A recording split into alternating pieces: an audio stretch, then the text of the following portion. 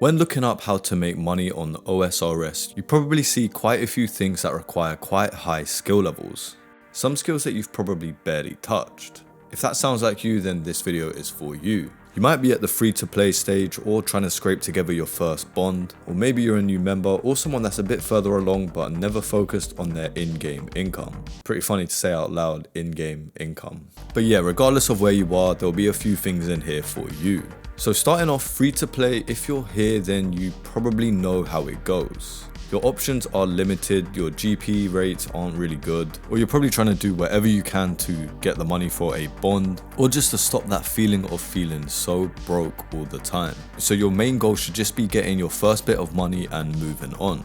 To be clear, free to play methods are pretty bad. They generally top out in the low hundreds of thousands per hour. That is just how it is, the game is the game. If you've just come off Tutorial Island with nothing, Cowhides is such a nostalgic but very good start. I'm being serious, you can make some decent money here for an early game player. The cows are just northeast of Lumbridge. When you kill them, they drop a cowhide on every kill. You can either kill them yourself and pick them up, or just find other people that are killing them and pick theirs up. If you hop enough worlds, you can easily find so many on the floor. Then you either bank them or go straight to Al Kharid to tan them into leather for more profit. Tanning adds a little bit more GP per hide. You do pay a small fee, but then you can sell the leather for even more. At a steady pace, you're looking at a few 100,000 per hour, which is pretty good, mainly also because it has 0 requirements. The downside is obviously they can get a bit repetitive and boring, but if you're starting from the absolute bottom, this is a good way to work yourself up and just have some GP.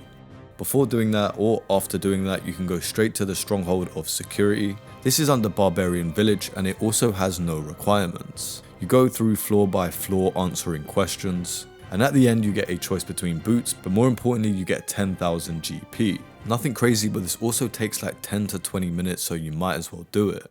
Iron ore, or ores in general, are always in demand because of how important it is for smithing. You can start mining iron ore at 15 mining, and it scales pretty nicely as your level goes up. Al Kharid has a good cluster of rocks early on and the bank isn't too far away. The southeast mine in Varrock is also another decent option. Granted, at lower levels it's definitely slow, but once you get into the 40s and level 50s, it starts to feel way more worth it. And you're getting mining XP the entire time, so that pushes you forward in one way or another. If you want a chance to win a bond giveaway, be sure to sub to the channel, like this video and comment down below which early money makers you would suggest for new players. If you want something completely AFK, then U-logs at 60 woodcutting are pretty much as chill as it gets for free to play players. You're definitely not making much and it's very slow, but it requires pretty much no attention. You can be doing something else on another monitor. It's not something to prioritize, but it's decent if you're pretty much AFK for most of the time. Free to play definitely has a ceiling. A pretty low one at that, and you're definitely going to hit it pretty quickly. I personally think the real goal is to try to get to members as fast as you can, because once you do this, everything changes. Use some of these methods to get there and don't get stuck longer than you need to. And one last thing for free to play players is also try flipping. You get 3 slots in the GE, so make use of it and do some daily overnight flips. I think one thing that stands out once you become a member, it starts to become very obvious that good stats equals good money. Slayer, herb runs, bossing, this is where accounts actually get ahead.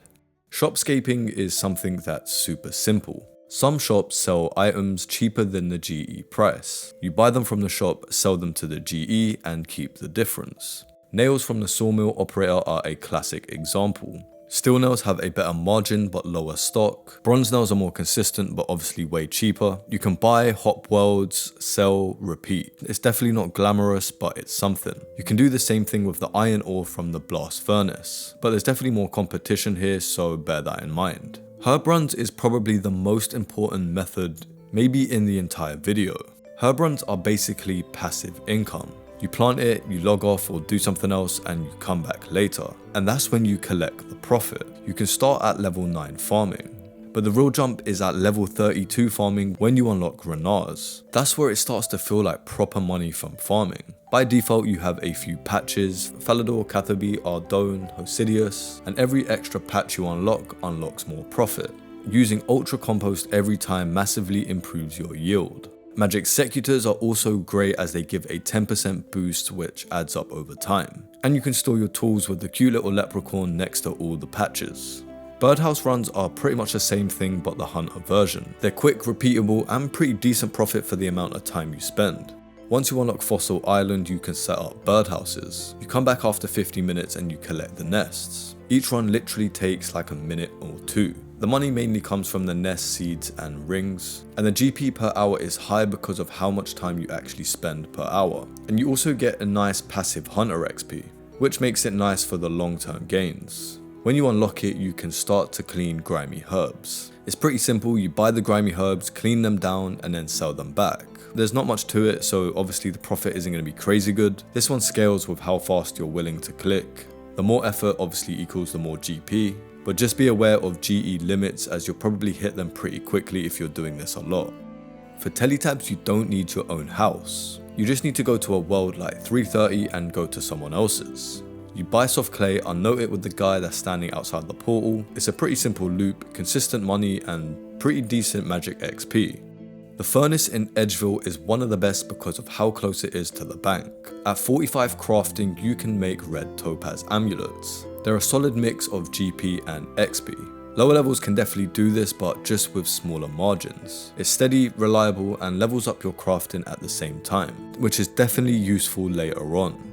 The blast furnace is where things start to somewhat scale. Early on it's pretty decent, but mid-game is where it starts to become one of the most consistent money makers in the game. There's definitely a lot of fees, but they're easily covered by the profit. Ice gloves work well here as they made things way smoother, and a coal bag helps a lot once you're doing higher tier bars. Varlamore added something surprisingly decent that early game players can utilize. The Eclipse red wine method is pretty simple.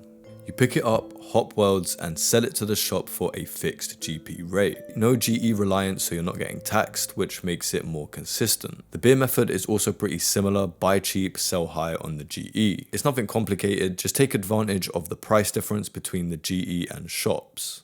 I think one of the biggest mistakes early accounts make is not stacking passive income. Things like herb runs, birdhouse runs, and all the other miscellaneous stuff. These things should always be running in the background. If you do them constantly, your GP naturally builds over time. Obviously, a lot of these aren't things that are going to make you rich in the game, but they're definitely things that are going to help you on early to pay for quests, to pay for gear, or whatever it is. Don't sleep on passive income, trust me, do your herb runs, do your birdhouse runs, and collect your battle stars from Zaf and your herb boxes from NMZ. Do some of the other things I mentioned in this video, and you'll be able to soon do things that make you even more GP.